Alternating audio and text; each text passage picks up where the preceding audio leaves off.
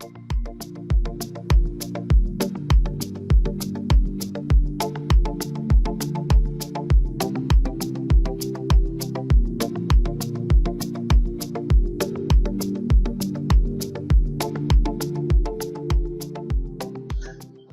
everybody, welcome and to Module 1 in Human Design Masterclass Design Essentials.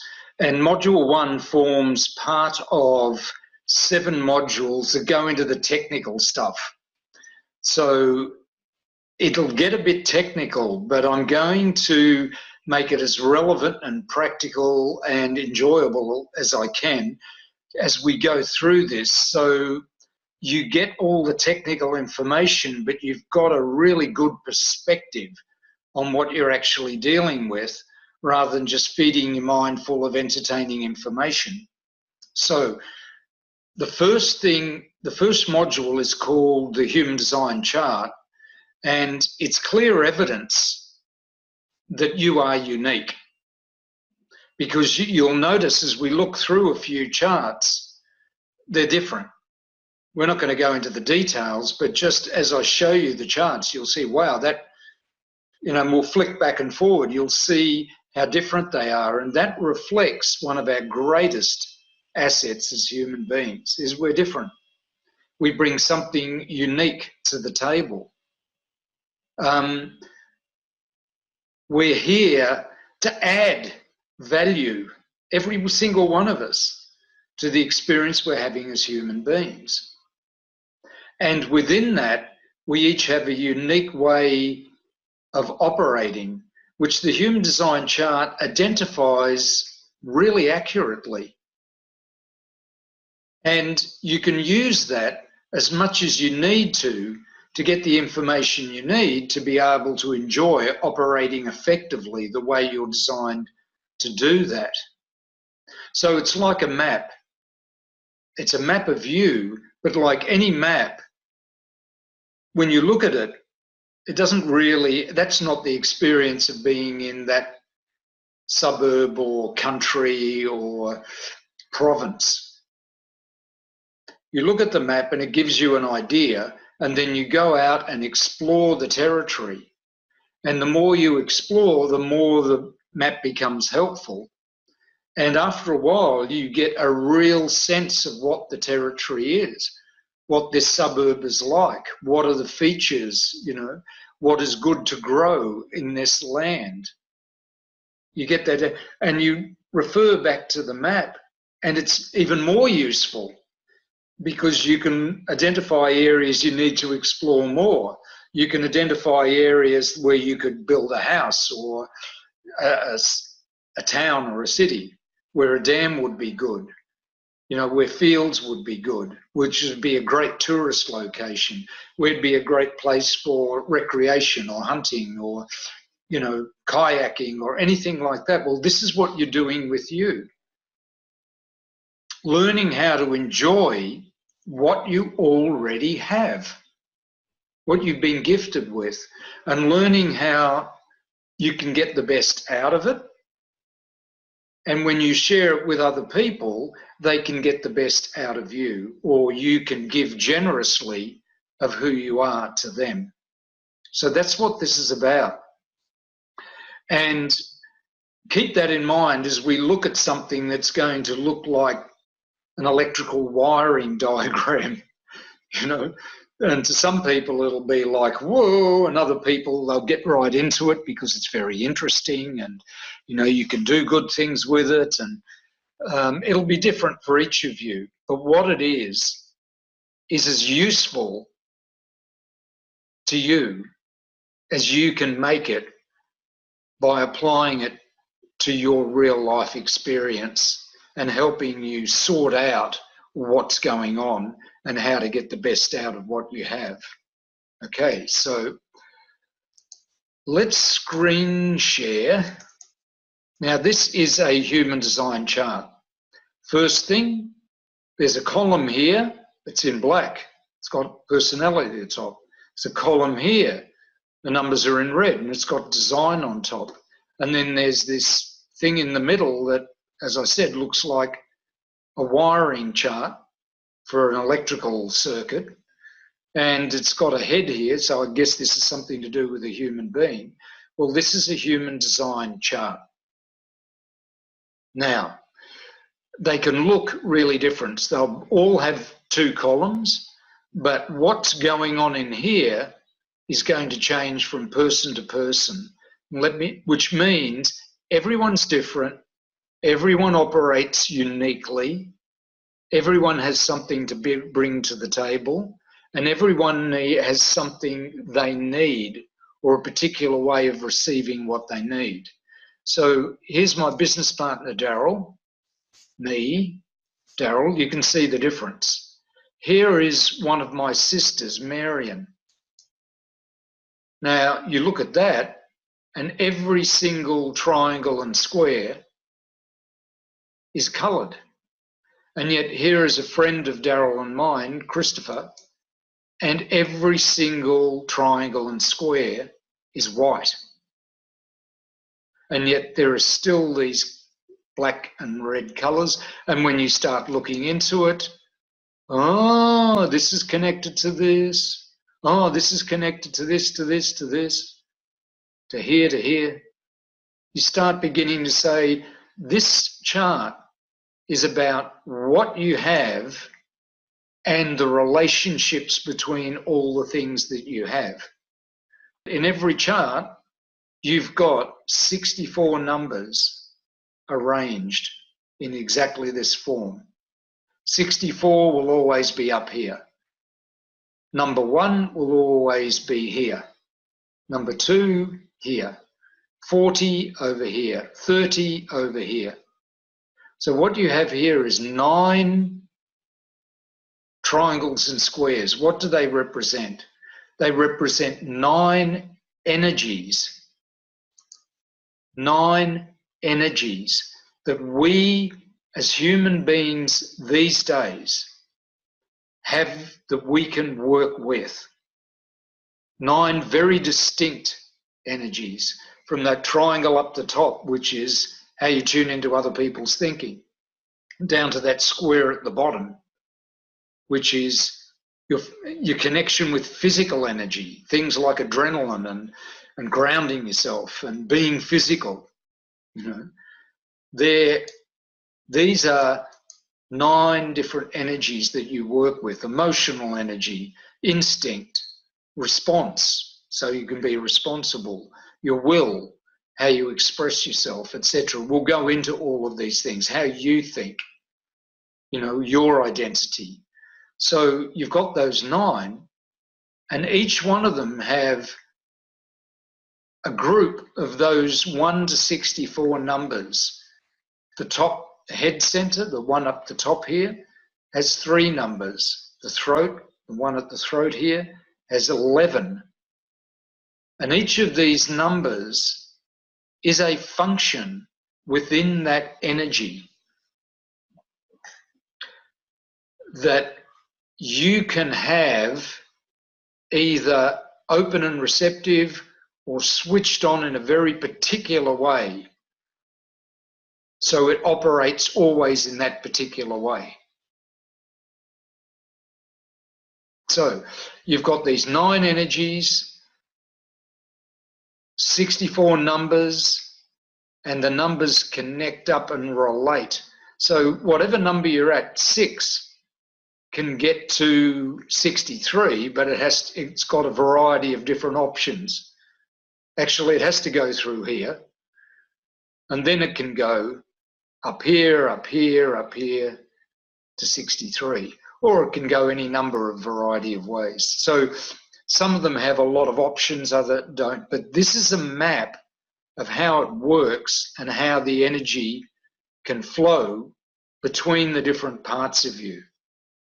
This is how your energy operates within you as a human being born in this time in history. It's sophisticated, it's intricate, it's got a lot of components, it's got a lot of relationships happening within it. We're not going to go into that today because we'll go into that in the modules to follow, so it doesn't overwhelm you. But you can see, wow, human beings today are sophisticated in their design. And there's a big variety of options. Very open and also strongly defined, bit of openness, or very, very open. Now, in the past, human design has often talked about that openness as a problem, and it can be problematic because it's the part of you that's designed to receive the support you need.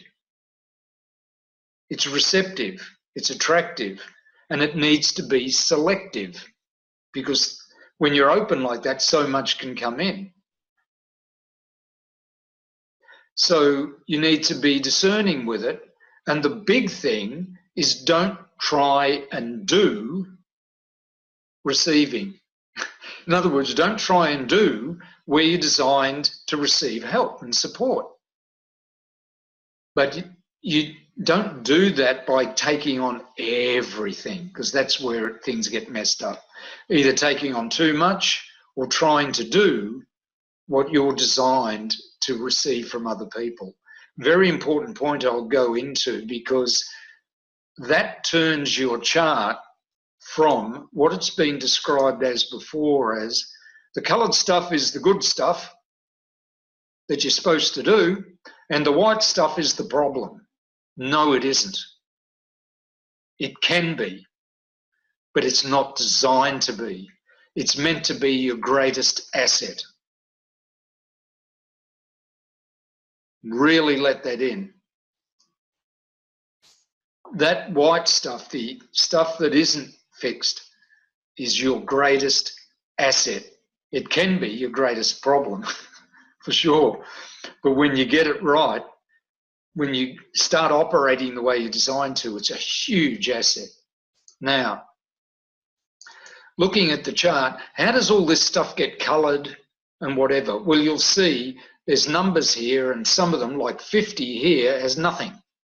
But 27 has red and black. Now, if you go over into my chart, up here, what they call the North Node, 27 is in the red and 27 is in the black.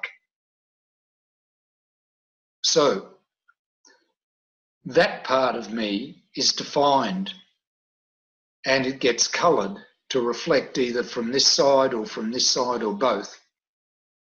And when two of them join up, the whole centre gets defined. And so you end up with a coloured map of what you are specifically designed to do. And that is activated here. This design chart is what happens when your body is growing in the womb about between 87 and 88 days before you were born. Your body needs to, in simple terms, get its act together. It needs to settle on a particular way of operating, because that period before you're born, your personality, the part of you that isn't physical, I'll go into that in a moment, comes in. It doesn't get fixed, but it comes in, and it's sort of in the body just getting used to it, I suppose, is the simplest way of putting it. And your design of your body has to operate in a very particular way to handle that. Now, in other words, the baby's the baby in the womb, but it's not operating as a separate personality. It's still in the womb. The personality's sitting there waiting for birth and your first breath. And at that point, the personality gets defined. And this is what this column is about. And they combine together to create the part of you that is defined and identify the part of you that's open, and how those two work together. Not only the body and the personality work together to do stuff, but the part of you that is designed to do works with the part of you that is designed to receive. So just to simplify that and make it clearer, there is a part of you that's designed physically to operate in a very specific way. There is a part of you that comes into you that isn't physical. You know, when someone dies, and I've been there when my mother passed away, she left, but her body was still there. Well, at birth, there's a part of you that comes in to the body that's already there. And the two of them working together make the part of you that's designed to do whatever you're designed to do. It's the two of them working together that give you the ability to do very specific things, to have very specific gifts. And you still need an open part of you to support that active part of you. So you've got a design, a personality, they come together, they activate at two different times, they draw upon the energies of the environment. That's why they use the astrology chart to measure, you know, what is the energy, big picture energy at that time that you can draw upon, that we all draw upon. And you need to know how to decide when to do what you're designed to do effectively and which things to receive because they support you doing that and which things to let go. So decision making becomes crucial at that point because you've got a design, an operating system that's independent. You're an independent person. It doesn't operate from external programs. It draws upon them to learn language, to learn to walk, but it also needs to know what to accept and what to let go of so that it can fulfill itself. It can do what it's designed to do. And that's what you've got a map of. That's what that chart represents. And you can go into the detail and find fascinating aspects of yourself. And we'll do that. And we'll identify your exact decision-making process. And you can test it in real life. You don't have to take my word or Darryl's word for it. You can test it in your own life. In fact, we highly encourage you because you won't truly understand it. Even the words we use, they might mean different things to you, but when you match it up against your experience, then the chart becomes alive, it becomes useful. It's no point having a map of the Alps if you never visit the Alps. You know, the European Alps. You'll never know what it's really like. But if you visit the Alps, that map's going to become very, very useful and helpful. It'll stop you making decisions to go down roads that lead to nowhere.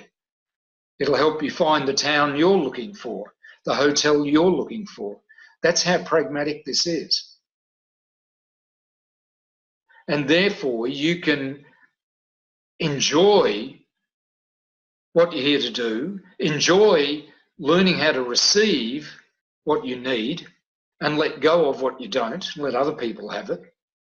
And then together, those two things, you know, the receiving and the doing part, create someone who can not only enjoy themselves, they can contribute to other people the way they're designed to. So it's elegant. It's not a struggle. People don't feel imposed upon. This is a great map, seriously, you know, and we'll go into the bits and pieces and the details of it. But first thing I want you to appreciate what you've got here, you know, what it can actually show you. Don't get dazzled or confused by the numbers or the symbols or the dot. What's that dot to? And, you know, step back and go, wow, is that what it can really show me? Yes. Okay, then Christopher, Darryl, take me in and show me how this thing operates and how I can get the best out of it. Our pleasure. Talk to you again soon.